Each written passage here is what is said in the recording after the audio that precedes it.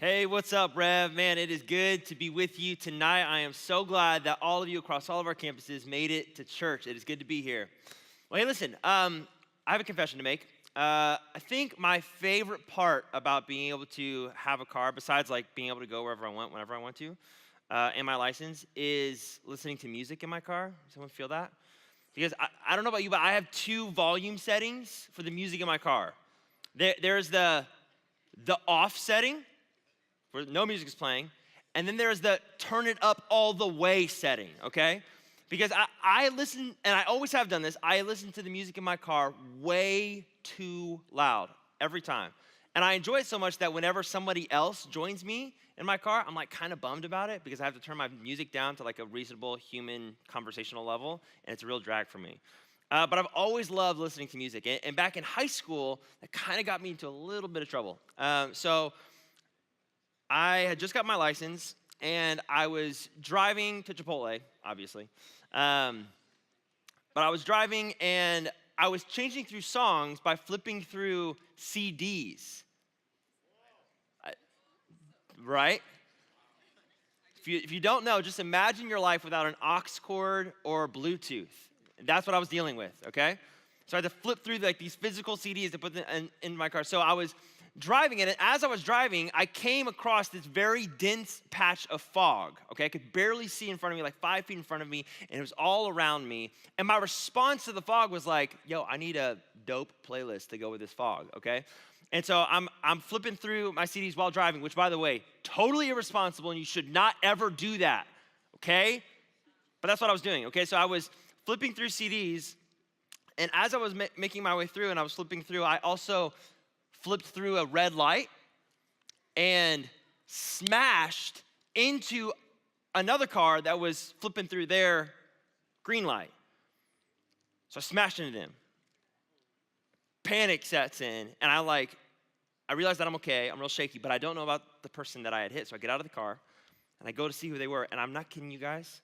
Just imagine the oldest, sweetest, littlest old lady in the world, and that's who I hit. But it gets worse. She was on her way with a batch of freshly baked bread to a homeless shelter. Hi, I'm the worst person in the world. Hello, how are you? It's good to meet you. So I felt terrible, of course, and she was like, what happened? And I was like, I got distracted because I was listening to CDs. And then her response to me is something that I'll never forget. She said to me, you know, it's best when you're trying to make your way through the fog to slow down, pay attention, and know where you're going.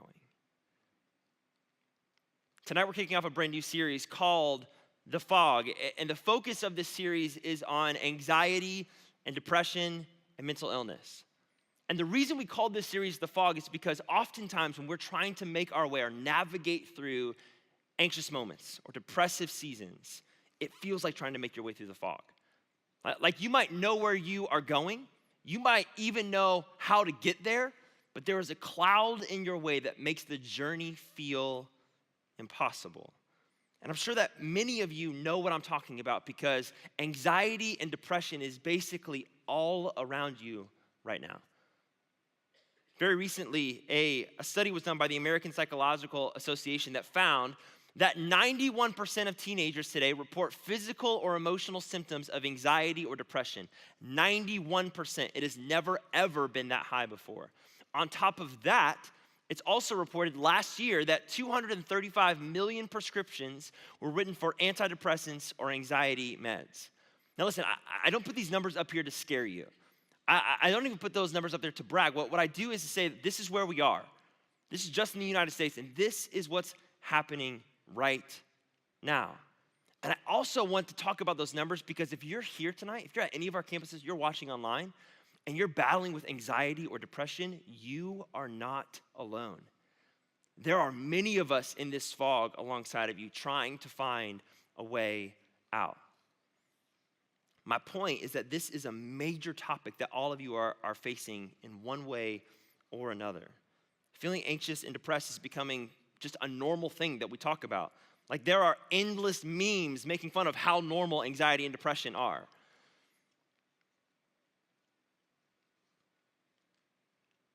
But the most serious number is that about every 15 seconds, someone in the United States decides to end their battle with anxiety and depression by taking their own life.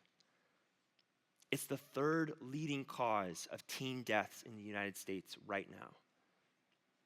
And that's real. That's where we're at, and that's why we have to talk about this.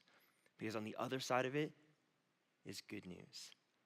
And the good news is that all of us, no matter where we're at, can find our way through the fog if we slow down, pay attention, and know where we're going. And so in this series, over the next few weeks, we're going to talk about how to find help. We're going to talk about how to find hope.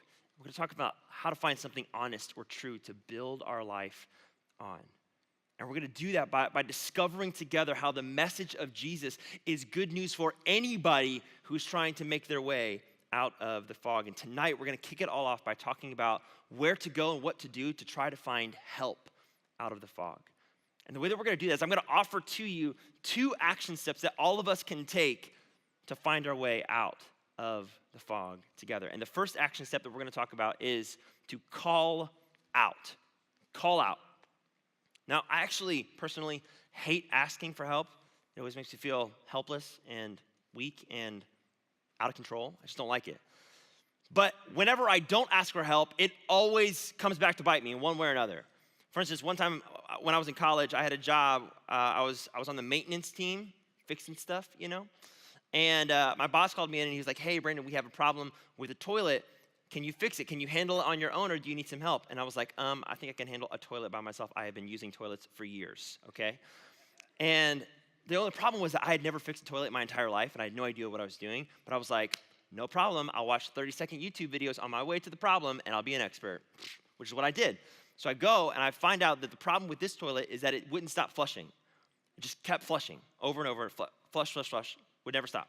But I was like, you know what? I got this big wrench in my bucket, and I'm going to take that wrench, and there's this random bolt on the top. I'm just going to start tightening it, and then eventually the toilet will obey my wishes and stop flushing, and then it all will be well in the world, and I don't need any help. So that's what I do. Take out a wrench. I start tightening the bolt, and boom, the bolt, kid you not, pops off of the toilet, and gallons of water start spewing out of the toilet. Like, imagine a fire hose let completely loose in a tiny college bathroom, okay? I couldn't even get close to the leak because every time I did, it would hit me in the chest and knock me backwards into toilet poopy water. Every time.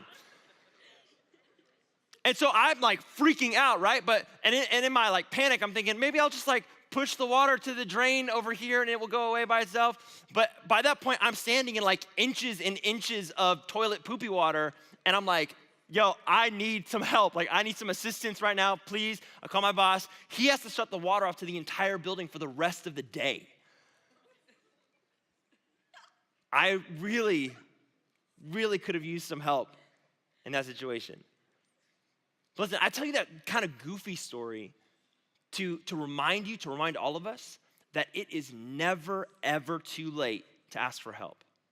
It is never too late to pause and ask for help. And I think that for many of us, when we get into seasons or situations where we're feeling anxious or we're in depression, we begin to feel like we're too far gone, right? It feels like it's too much work to actually get some help, that we'll never get out of it, or that help is never coming. Some of you may have been in those seasons before. Some of you are in those seasons right now. Maybe it was brought on because you heard about your parents' divorce or your parents losing a job. Or maybe you feel so far behind in schoolwork that you'll never, ever catch up, and you're just going to continue failing yourself, your grades, and your family. Or maybe it's just day in and day out dealing with feelings of anger or shame or guilt or fear or anxiety or depression. Sometimes it feels like we are being oppressed by the thoughts in our own mind. But even when we're there, help is never too far away. There's a story in the book of Exodus, which is in the Old Testament of the Bible, where the nation of Israel, this was God's chosen, God's special people in the Old Testament, were enslaved by the nation of Egypt. They were enslaved for years and years. But even though they were oppressed, even though they were enslaved, they continued to call out to God for help. Let's check out what it says in Exodus chapter 2. It says this: during the long period of time, the Israelites groaned in their slavery and called out to God for help because of their slavery. And then it goes on to say this: God heard their call and he remembered them. He looked down on the people of Israel and knew when it was time to act. Now, one of the things I love about these verses is that it doesn't actually tell us how long the Israelites waited during their long period of time. It doesn't tell us. And the reason I love that is because I think sometimes we begin to think that, man, if we call out to God when we're feeling anxious or depressed and we're not instantly happy, that God must not care about us, or we're doing it wrong, which makes us even more depressed or even more anxious. Do you know what I'm saying? And it becomes cyclical and we begin to swirl downwards. But the reason I think the Bible doesn't tell us how long they waited is because it's trying to teach us to continue to call out for help no matter how long it takes. We see that the Israelites continued to call to God for help and that God was listening and he knew when it was time to act on their behalf. You see, guys, dealing with anxiety or depression requires patience in the waiting. Patience while we wait.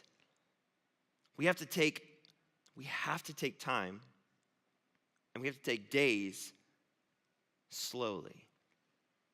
But it's in our waiting that we learn, we have to train ourselves to continue to call out for help. Sometimes, if we want to find help, then we first need to find the courage to call out for it. Because that means that we have to actually go to God and say, God, there's something in me that's off. It means that we have to go to a counselor or to our parents or to our grandparents or to someone that we know is going to listen to us, like a small group leader, and say, I am constantly dealing with anxious thoughts. I'm feeling really depressed and really down, and anything that I try is not getting me out of it. And in those moments, it's so vulnerable and it's so scary. And we so easily allow ourselves to be talked off the ledge of calling out for help. But friends, it is when we begin to call out the things that are off in us that we can begin the process of healing, of getting better. Sometimes we need to hear ourselves say that we are not okay in order to really believe it. And as we continue to call out for help, we have to remember that God is listening and that he knows when to act on our behalf. He is close to us. He is listening to us. So if you're here tonight and you're finding yourself enslaved or oppressed by depression or anxiety, call out for help. Begin to call out what's going on inside of you and tell God about it. Talk to someone tonight about it. Seek out the help that you need by telling someone the truth about what you're going through. So that's the first step that all of us can take to find a way out of the fog and help with our anxiety and depression. And the second action step that all of us can take is to reach out. See, calling out is when we say and name that there's something going on within us. But when we reach out, it means that we're ready to do something about it. Reaching out means that we understand that we can't and we shouldn't try to handle all of this stuff on our own. Reaching out means that we're looking for a guide for help out of the fog. But what does that actually look like? What does it look like for us to reach out for help? Well, there's a story in the New Testament in the book of Luke about a woman who once reached out to Jesus for help. The story goes that she had been suffering from pain and bleeding for 12 years. She had gone to multiple doctors, but no one could help her. But then one day she heard that Jesus was coming to her town, and she decided that she was going to go to him to see if he could help. But when she showed up, there were huge crowds all around Jesus. It was going to take every ounce of effort that she had to get to him, but she decided to push her way through the crushing crowds and get to Jesus. And she found her way there. She found her way so close to Jesus that she could touch him. She actually did touch him. And when she did, Jesus stopped moving. And he called out and he said, "Who touched me?" Which was a ridiculous question because there were literally hundreds of people all around him as he was making his way through this crowd. So Jesus had to clarify himself. And this is what he said. He said, "Someone deliberately touched me, for I felt healing power go out from me." When the woman realized that she could not stay hidden, she began to tremble and fell to her knees in front of him. And then he goes on to say, the whole crowd heard her explain why she had touched him and that she had been immediately healed. Did you catch that? After she had pushed her way, made every effort through the crowd, reached out to Jesus and touched him, she experienced healing.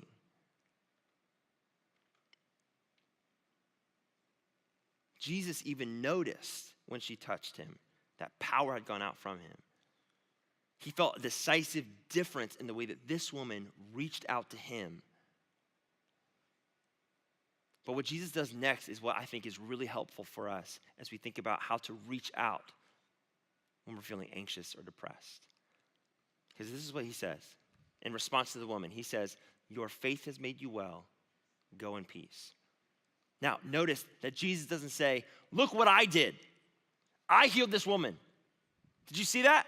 Without me, she would still be in pain. She would still be lost, but I took care of her. No, Jesus doesn't say any of that. In fact, Jesus doesn't talk about himself at all. Instead, what he does is he elevates the effort of this woman to push through her pain, to push through a bunch of people, and to expose herself to the ridicule of who knows how many people, and to get close to him.